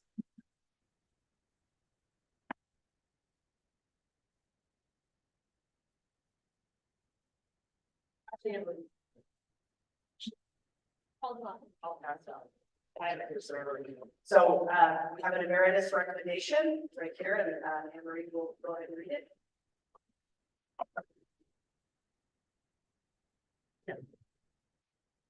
This is a recommendation for Michael Fisher. Dr. Michael Fisher retired this year after serving COCC as an instructor and administrator for 27 years, beginning as a part-time instructor in 1997. As a full-time tenure track instructor beginning in 1999, he received tenure and rose through the ranks to professor before moving into his role as an instructional dean in 2012. As a dean for 12 years, Michael worked with almost every academic department at the college, most recently overseeing several areas of career and technical education. I should add, he also oversaw non-credit areas as well. Active in the community and at the state level, his CTE leadership in particular has been appreciated by his peers at COCC and statewide. Michael earned an AS from COCC in 1990, followed by a BS, MS, and a PhD at Oregon State University.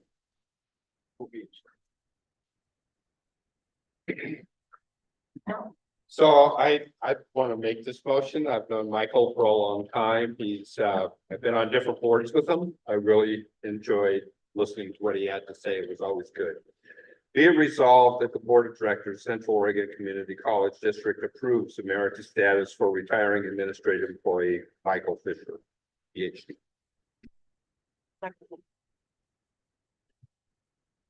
All right, we have a motion and a second. Is there any further discussion? No, just it's well deserved. Yes, please do, tell, Michael that we very much appreciate all of his years of wonderful service and well deserved. Okay, well, we'll move on to the motion then. All those in favor, please indicate by saying aye. Aye. Any opposed, please indicate by saying no. None noted, motion carries unanimously. Congratulations, Michael. Thank you very much, both of you. Okay, so that moves us to the hiring of a presidential search consultant. And we had a discussion of this, you may recall, at our retreat. And the general consensus was that we would like to use Preston Williams and Gold Hill, thank you, whom we used very successfully in our last presidential search. As he knows the state of Oregon and really much of the community colleges in the country very well, but he also knows us very well. And so I believe that, Paul Taylor, do you want to say anything? Because I think you helped us prepare the resolution. I really just sort of wordsmithed it to Okay. Okay. resolution-y sounding language. So rest assured, it has gone past our legal counsel. So we had asked Zach to please reach out to Preston and ask him if he'd be willing to work with us. We also consulted with Charlotte to make sure this would be within our contracting authority, that we did not need to do an RFP or an RFQ or bidding process. It's a small enough contract that we can do that.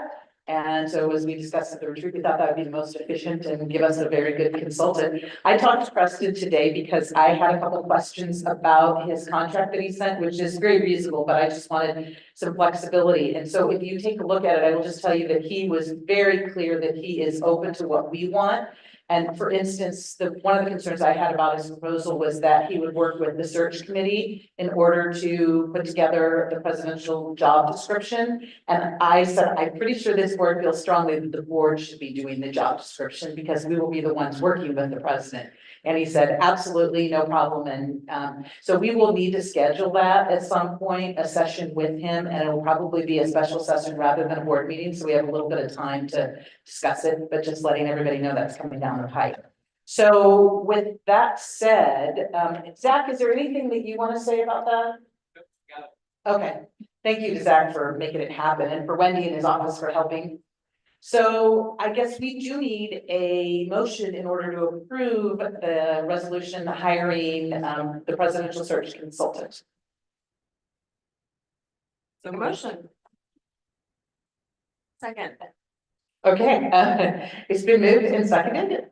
Do we have any further discussion, or questions? Noting none, all those in favor, please indicate by saying aye. Any opposed, please indicate by saying no. Noting none, motion carries unanimously. Thank you. Moving on to Board of Directors Operations. So the next two items are from the Policy Review Committee. And you guys may recall that we have a proposal for a new Board Advocacy Committee. And we also have some cleanup of the policies. And for both of these, we want to do first readings. So we're going to take them one at a time. We thought as a policy committee that we would be better off, since advocacy is a new thing, we wanted to take that first, and then the other thing is kind of a cleanup. And so Erin is going to walk us through the advocacy committee proposal policy. She wrote it for us, and then, of course, we all went through and approved it, but well, she did a bunch of research for us to find out what best practices were. So I think it's a good policy. So Thank you, Laura. Yeah, it's all, we're taking a look at this. The reason that I wanted to propose this to the committee and to the board is this feels like an area of opportunity for us to be able to show up for our students, for the college overall, and better partnership with the ACCT, OCCA, especially as we come into this next session. For those of you who met this afternoon with the vice chair of there's things to talk about all the time when it comes to challenges in obtaining funding or ways that we can show up to advocate for the college. So those are some of the reasons that we thought this would worth going down the road on, and I'd love to just walk you through what we've come up with. So you have 2 pages in your packet here. For starters, the proposal is that we would have 3 board members who devise and implement strategies to achieve board advocacy goals. This is really important that you understand that this committee is intending to solicit your ideas, bring concepts to you, hear your feedback, hear your additional ideas, and bring it all together into sort of annual advocacy strategy. So this is not an advocacy committee that comes up with ideas on your behalf. These are your ideas that the advocacy committee then carries out and executes on over the course of the year. The goal is, we think that the president and any other designated staff might serve as ex officios on the committee, and we may occasionally have others join us to provide specific briefings or other conversation. In terms of what we would see from this committee over the course of the year, in the fall, around the time that we're developing board goals, strategic plan goals for president, this, and particularly at retreats, this is the time for the advocacy committee to bring you draft concepts, to hear your ideas, and really create those annual advocacy priorities and goals. Over the winter and the spring, this committee will develop and execute on those strategies, and in the summer, we'll think about how we did begin to do more research so that we can come back to you again in the fall with another slate of concepts. When it comes to advocacy priority development, credit to Laura here for really honing in on the fact that we do want these things to be fully aligned with the COCC strategic plan and other board goals. We want these to be based on experience and research and in alignment with our other partners. And we would be coming back to you regularly to report on how these things are going over the course of the year. We talked a bit about participation, and I just want to draw your attention to these specific activities, because this is where the rubber meets the road. Developing an advocacy strategy in the fall, creating sort of toolkits, that might contain talking points, materials, letters, other tools that we all use to advocate together, supporting preparation and training for board members, which could include media training, advising you on how to testify, that kind of thing. And as approved by the board, supporting other partner organizations in their advocacy goals, especially with alignment with OCCA and ACCT. And just in general, we'll be looking to those partners as well as the American Association of Community Colleges and others for toolkits and other resources. Yes, sir. Thank you for your work. Thank you for your work. I just wanted to maybe add another consideration, and that has to do with community participation. With Oregon Community College Association, most of what they do is lobbying and advocacy.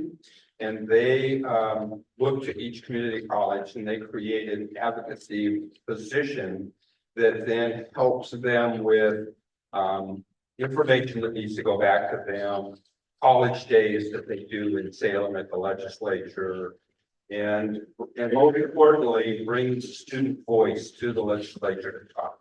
So I would say the person who is appointed that person or reappoint to be that advocate would be a good person to have.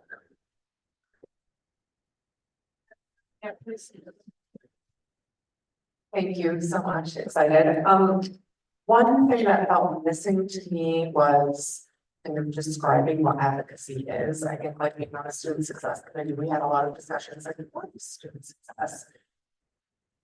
I drafted a few bullets for consideration, but I'll send these to whoever, but just like, tell me if this feels right or not right, but 3 things. 1, state formula legislation and regulation impacting community colleges. 2, build and maintain relationships with elected officials, lawmakers, and agencies. And 3, take action to advance local, state, and federal advocacy efforts.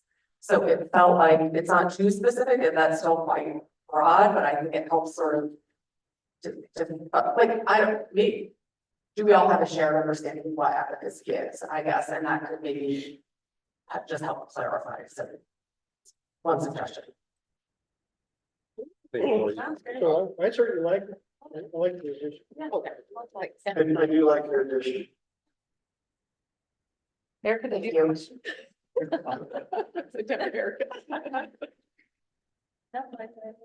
No question. I got. This is fun. We're running a relay. Yeah, I see true value. Is there any consideration, is there gonna be a staff impact or budgetary impact? Or does that come later after we decide what we need to add? I just concerned if there's any staff impact. We're gonna make more money. Yeah, I just where our staff is going at. Yeah, that's a great question. And we thought about that. We actually discussed at one point, do we need to have a big room of staff on something like this? And so our regular attendees are really, it's the 3 board members and the president. And potentially maybe director of marketing, public relations, or a foundation member as needed. I think, it's your question about how much of the work of preparing toolkits and press, all these kinds of things would fall on staff, and we're concerned about that. Or do you want to see that?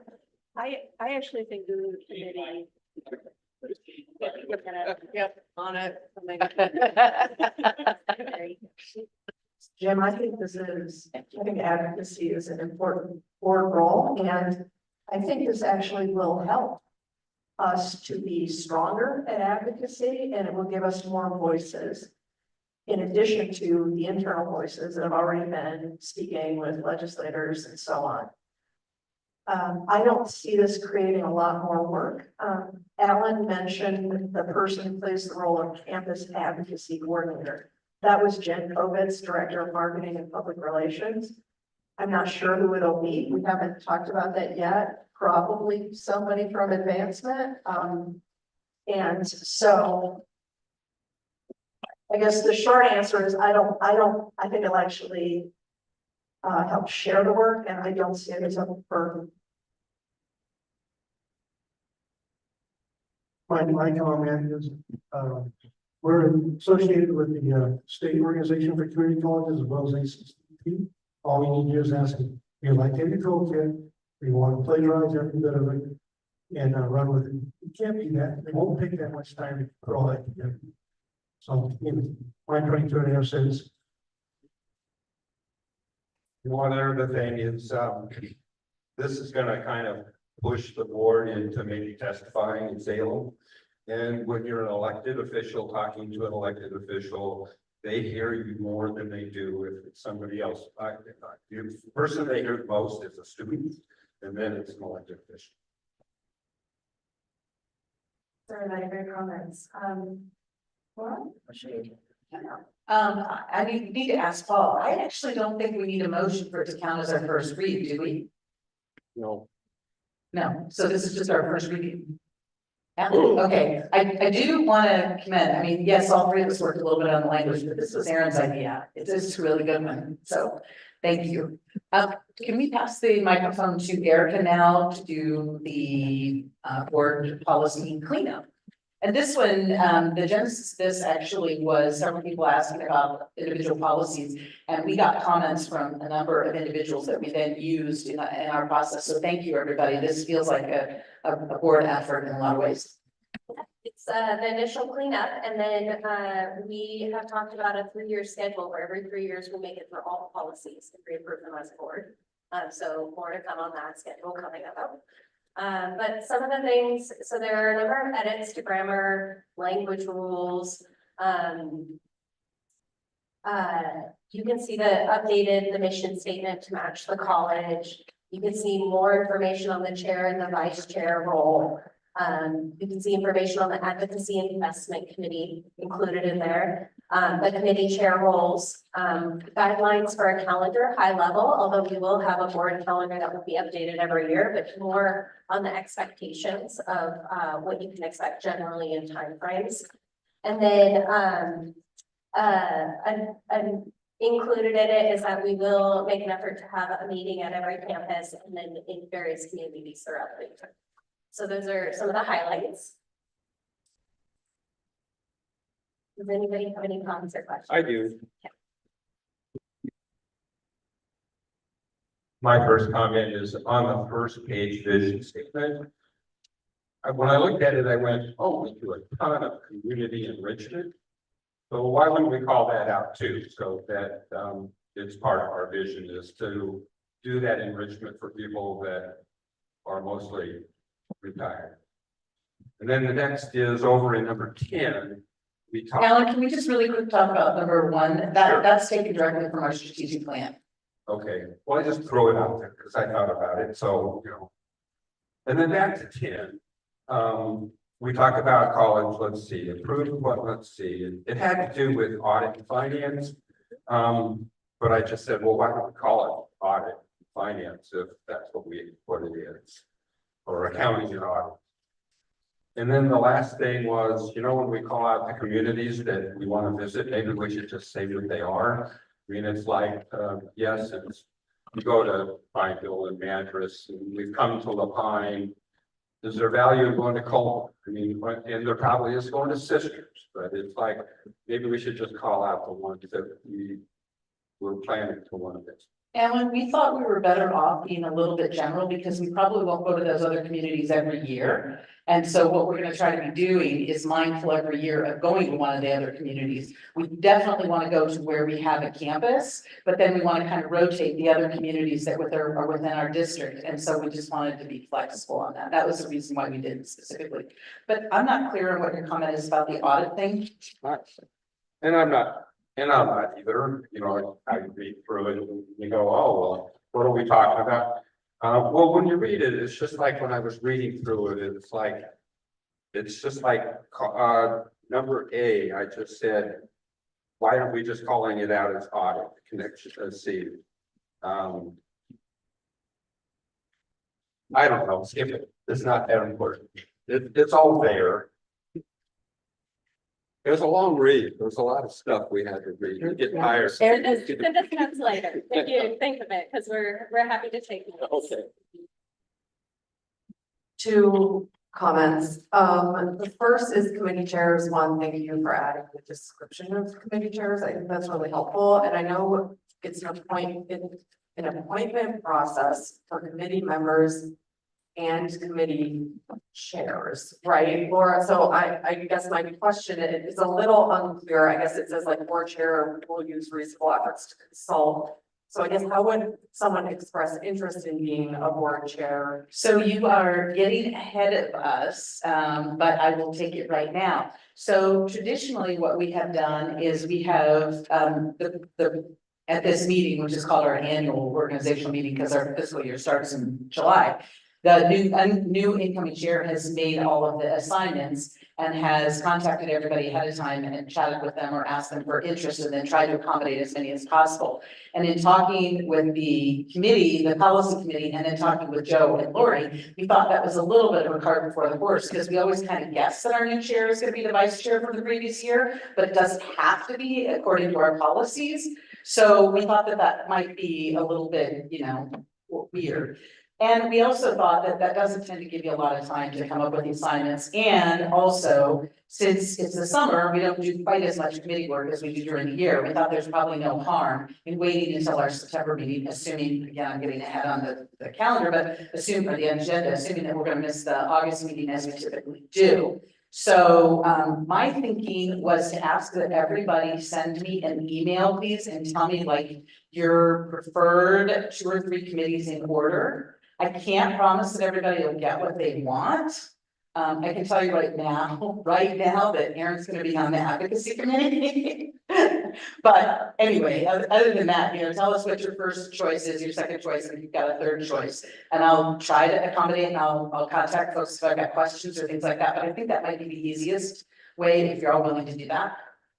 And then if you're interested in chairing that committee also. Yeah, let me know that. Maybe chair. Yeah, okay, let me know that, please. Although that usually is one that ends up having to be drafted.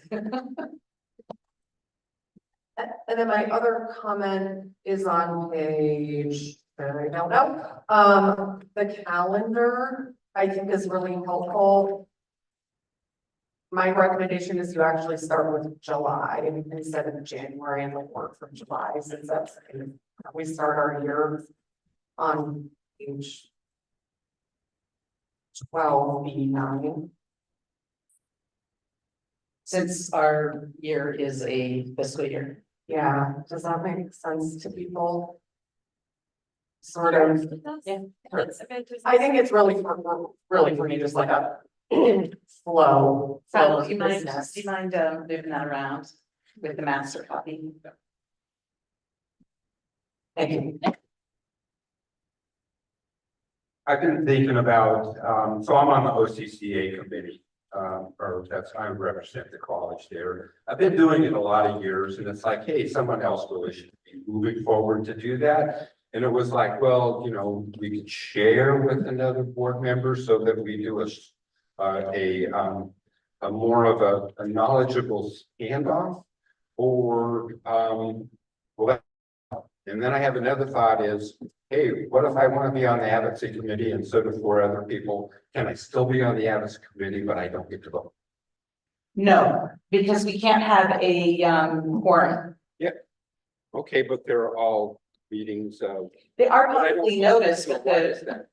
because the committee makes recommendations to the board, and if there are 4 people at the meeting, then they can effectively make a decision. And then that doesn't give the board a chance to actually discuss and make the decision. Do you want to add anything? Oh, I thought that was great. You what? That was a great explanation, Laura. Repeat it into the mic so everybody hears. You said that was a great explanation, Laura.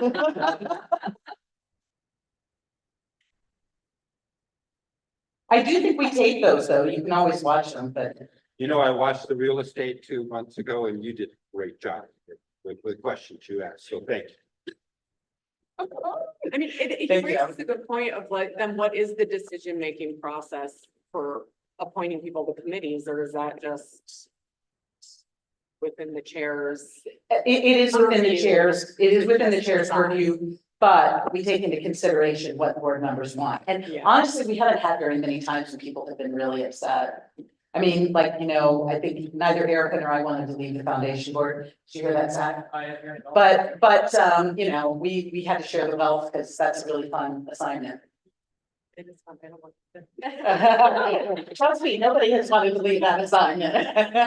And there's only one. Any more questions or comments? Okay, so let this be considered first read. Thank you, Erica.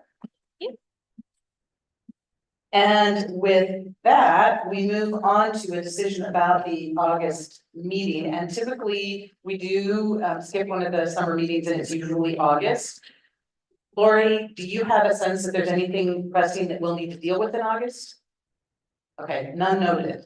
Anyone have any concerns about it, or can we by consensus agree that we will cancel the August meeting? I'm concerned that we will have a meeting.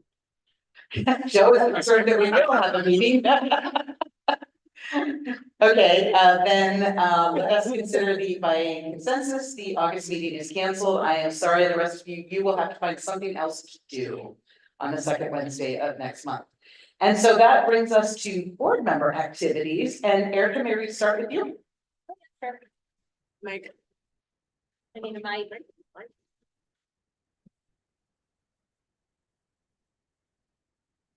Okay, so on June 15th, I attended the COCC commencement.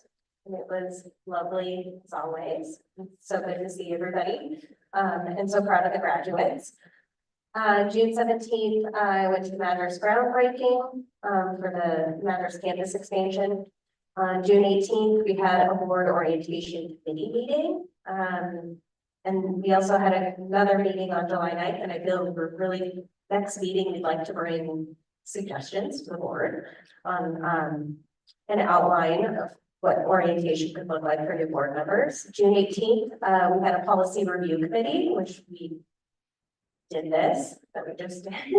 And then June 21st, we had our board of directors summer retreat in Prineville, and that went really well. And I feel very lucky to be able to work with all of you. And then and then today, July 10th, met with the HEC Vice Chair, Greg Heyman, which was a fantastic conversation about funding, the legislature, the direction of higher education in Oregon, all kinds of things. So that's it. Thank you. So I looked at the COCC Madras campus expansion, groundbreaking ceremony. Thank you for the board members who were able to come up and join us. That was great. Shows our board engagement regardless of where you live. We had on the 17th, on the 19th, on the board of directors self-evaluation committee meeting. And on the 21st, our summer retreat. And Laura, thanks for arranging for the dinner location. It was perfect. July 2nd, real estate committee meeting. On the 5th of July. And I called the president along with the vice chair. And as well, I had that with the Commissioner, Greg Heyman. On June 15th, I attended commencement. On June 17th, I attended the Madras groundbreaking. On June 19th, I attended the self-evaluation committee call. On June 21st, I attended the retreat, and on July 10th, I attended the meeting with the vice chair. I'm not gonna do the dates because you already got it heard 3 times. So I did the Madras groundbreaking, the board retreat, visited with Greg Hammond from HEC, and the board self-evaluation call. I attended the retreat that we all had, the real estate meeting, and that was just about it. Attended the COCC graduation, but that was groundbreaking. At the double orientation and policy committee day on June 18th. COCC board retreat, and on the 21st, COCC board committee I wrote on the 3rd. I'm guessing it was policy and orientation. Policy. Policy committee, the 9th is board orientation, so. Thank you, yes.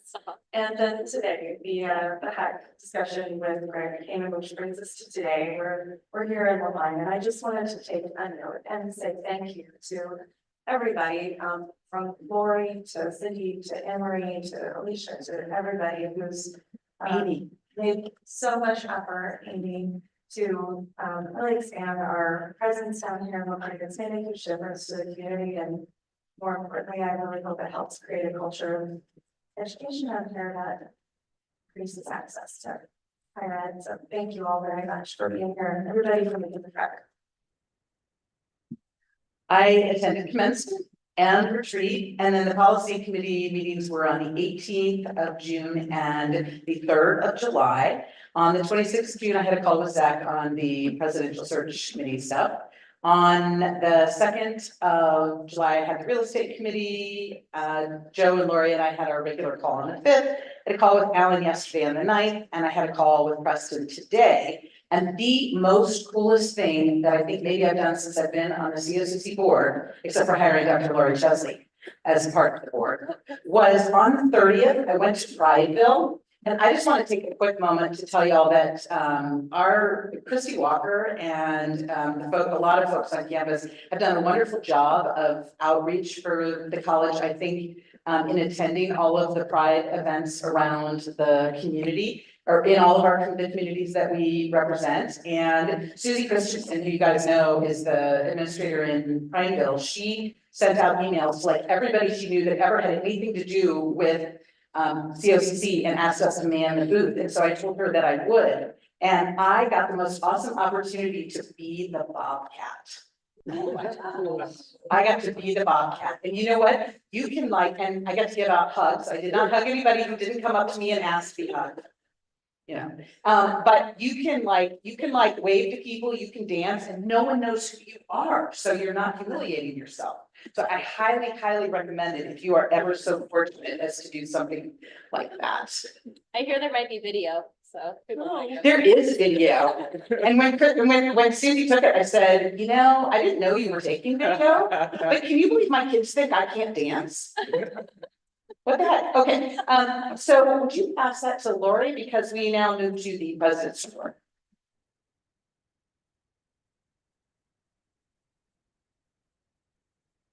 Super, I'm gonna be mercifully short. Fall enrollment is looking amazing. It's not gonna hold, so don't get that excited. But as of this week in FTE, we were up 23%. And headcount 20%. Yeah, I just don't see that holding, but I sure do like to see it. And we'll watch that. And I also want to thank, in addition to Cindy and Anne Marie, Courtney for all the work, you know, getting us here to La Pine. I want to thank Kyle and Chris Centers and Amy Metcalf because there's a lot of just technical stuff to make happen to move the meeting and get the IT to work. And so thanks Kyle and Amy. And I don't know, Chris, maybe you got to go home already, but just wanted to say that. Thanks.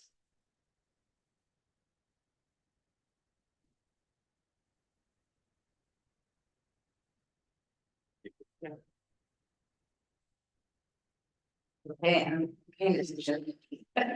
Sorry about that. Okay, so we move to dates, and I think y'all can read that, but just a note that our next meeting, the one that's identified as August 14th in on the campus, if you go there, you're gonna be alone. And then some closing dates, and our next meeting then will be in September and in Bend. And now we need to adjourn to executive session. And I am going to read this, but then I'm going to recuse myself because I have a conflict of interest because my firm does represent Williamsburg Properties. But I will read the executive session and then turn it over to Erica. The COCC Board of Directors will now meet in executive session for the purpose of ORS 192-660, Section 2, subsection E, for the purpose of discussing real property transactions. Representative of the news media and designated staff shall be allowed to attend the executive session. All other members of the audience are asked to leave the room. Representatives of the news media are specifically directed not to report on any of the deliberations during the executive session, except to state the general subject of the session as previously announced. At the end of the executive session, we will return to open its session and welcome the audience back into the board.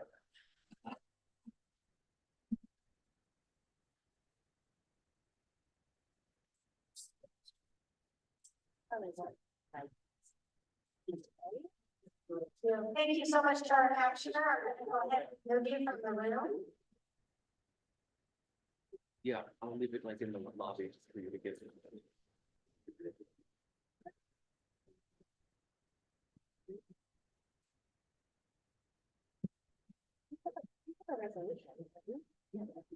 Oh, you can't.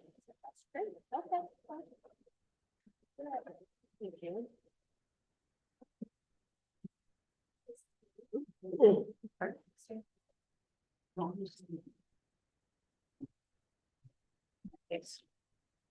And pause the recording.